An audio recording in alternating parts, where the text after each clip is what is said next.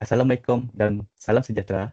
Bertemu kita di episod 1, Kisah di Sebalik Jubah, Alumni Fakulti Sains Sosial dan Kemanusiaan. Program ini merupakan anjuran Persatuan Sains Sosial dan Kemanusiaan dengan kerjasama Kelab Program. Program ini diwujudkan sebagai platform eksklusif untuk menyuntik inspirasi dan semangat kepada para pelajar melalui perkongsian pengalaman sebenar kepada barisan alumni Fakulti Sains Sosial dan yang kini yang sedang mencipta kejayaan dalam dunia profesional. Sebelum memulakan podcast kita pada hari ini, saya akan menyatakan dua objektif podcast kita pada hari ini. Okey, baiklah. Yang pertama, podcast ini ingin meneroka perjalanan seorang alumni Fakulti Sains Sosial sepanjang tempoh pengajian di UNIMAS.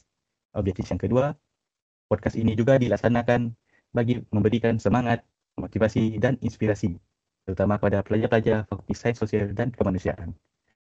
Mari kita masuk ke bahagian pengenalan diri. Saya Amirul Hizan, merupakan pelajar tahun 3 Polgov Society serta memegang portfolio ekskul tugas khas Polgov Society sesi 25-26. Selaku program Kisah di Sebalik Jubah, alumni Fakulti Sains Sosial dan Kemanusiaan bagi program kajian politik dan pemerintahan untuk episod kali ini. Okey, kita masuk ke bahagian pengenalan diri. Okey, saudari boleh kenalkan diri?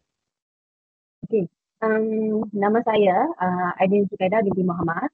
Saya merupakan graduan daripada kajian politik dan juga pemerintahan pada tahun 2024-2025 tahun dan ia merupakan tahun convocation bagi saya. Okey, baiklah. Jadi saudari adalah batch alumni 2425, betul? Ya, betul. Okey, baiklah.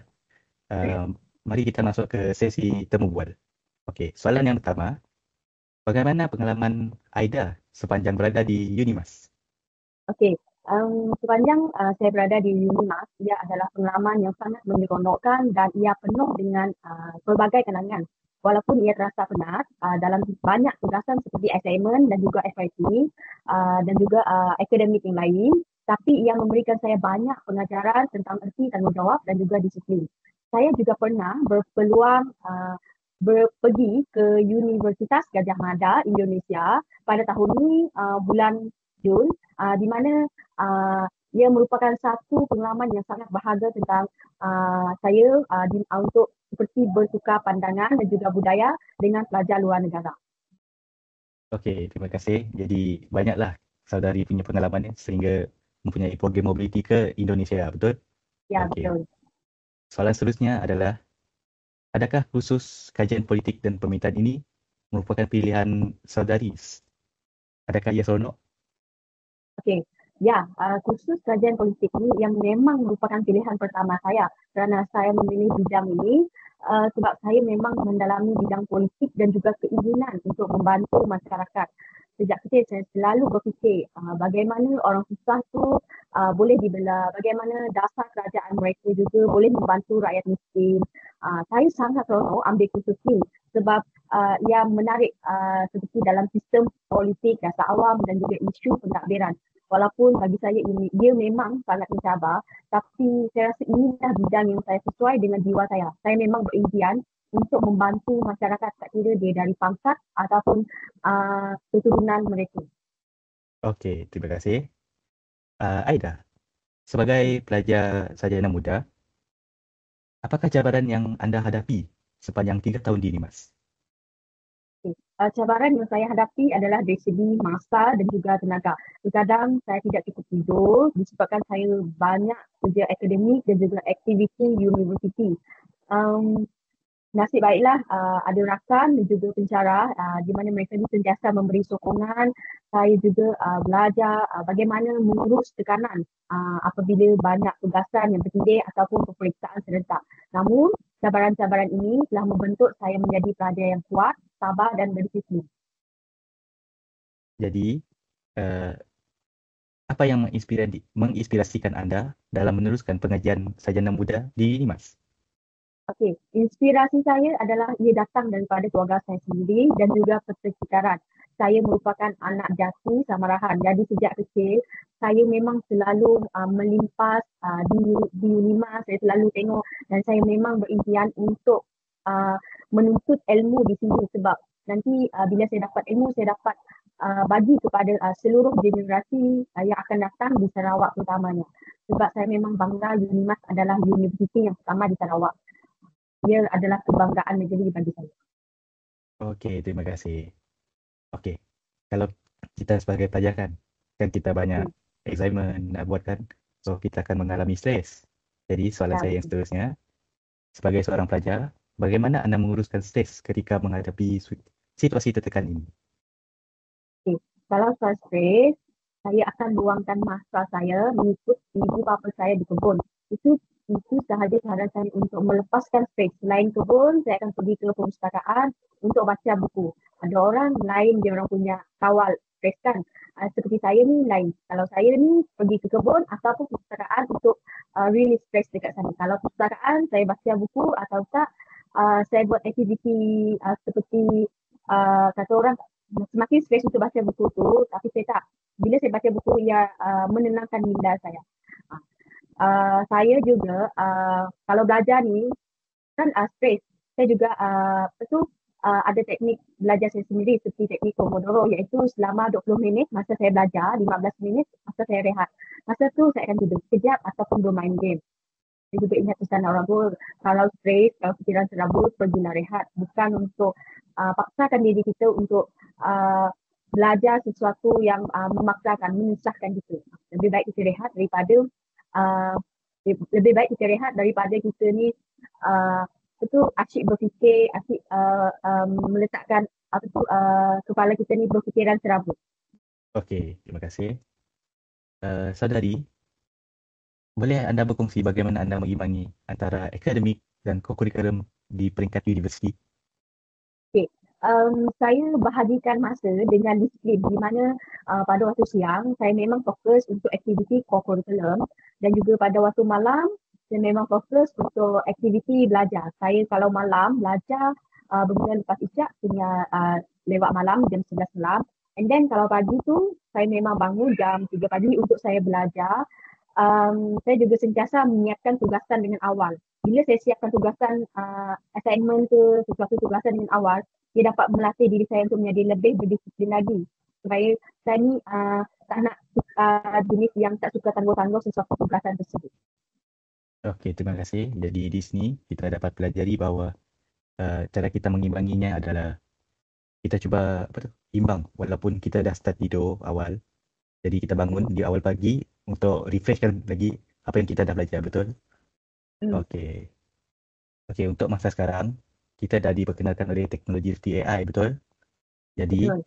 saya ulang balik soalan saya. Sekarang adalah isu penggunaan AI. Boleh anda kongsi cara menggunakan AI secara bijak dalam membuat assignment? Okay. Saya memang guna AI, tetapi AI tu saya tidaklah salin bulat-bulat. AI ni adalah membantu saya menulis, menjana idea saya, mengembangkan idea saya. Tapi saya gunakan AI ni dengan secara bijak. Saya tidak tulis secara bulat-bulat. Tapi AI ni ialah bantu untuk saya dapatkan idea tambahan seperti dari segi AI, dari segi penyemakan struktur ayat dan juga bantu memahami tajuk. Saya juga selalu semak semula hasil AI supaya tidak berlaku plagiat.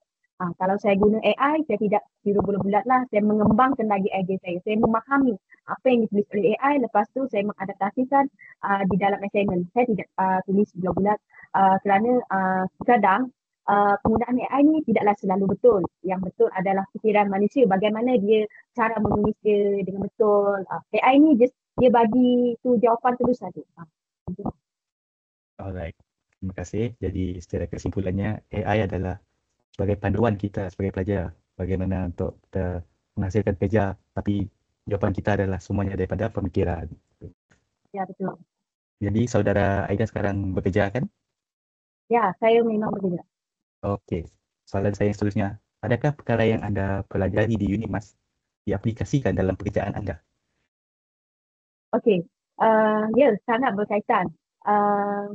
Sekarang saya bekerja sebagai koordinator ataupun pegawai projek CIB, Community Integrity Building di Institut Integrity Malaysia. Banyak ilmu daripada POGOV saya gunakan terutamanya dalam bidang pentadbiran, pengurusan awam, dasar awam dan juga komunikasi dengan pihak berkuasa tempatan dan juga masyarakat. Saya juga belajar bahawa kerja lapangan saya ni bertemu secara bersemuka dengan komuniti ni yang memerlukan kefahaman dari segi politik dah, dari segi politik, cara pemikiran komuniti.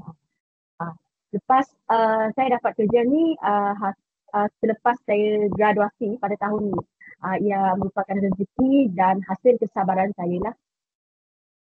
Okey, terima kasih. Jadi apa yang saya dapat simpulkan di sini adalah segala yang awak telah pelajari memang anda berkaitan dengan pekerjaan anda dan juga anda sering berhadapan dengan komuniti, bukan? So maksudnya Ya, anda membangunkan suatu komuniti bersama-sama. Okey.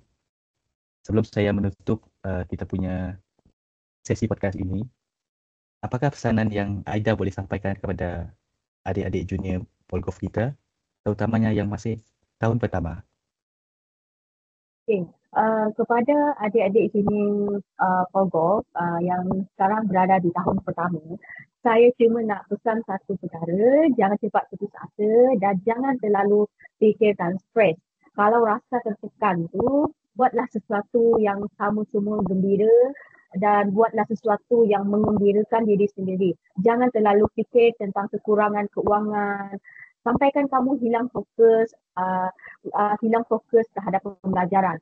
Kamu hendaklah kuatkan mental dan juga fizikal sebab perjalanan ni adalah ia permulaan bagi korang. Kalau korang rasa dah susah rasa sekarang, anggaplah uh, masa-masa dan PhD nanti ia lagi memang mencabar. Jadi anggaplah di alam degree ni ia merupakan satu latihan awal bagi kamu orang. Jangan lupa juga jaga hubungan baik dengan Allah, keluarga, rakan-rakan. Kalau rasa tiada siapa yang peduli, ingatlah ramai orang yang masih mendoakan kamu dalam diam. Yang penting kita ni kena ubah diri kita. Belajar dengan niat yang betul. Seperti niat saya belajar kerana Allah. Saya menuntut ilmu kerana Allah. Bukan hanya untuk lulus, bukan hanya untuk target dekan. Tapi kamu kena fikir niat kamu yang sebenar. Sebab inilah maksudnya erti perjuangan. Baiklah, terima kasih. Jadi tamatlah sudah episod 1 program Kisah di Sebalik Jubah Alumni Fakulti Sains Sosial dan Kemanusiaan. Terima kasih.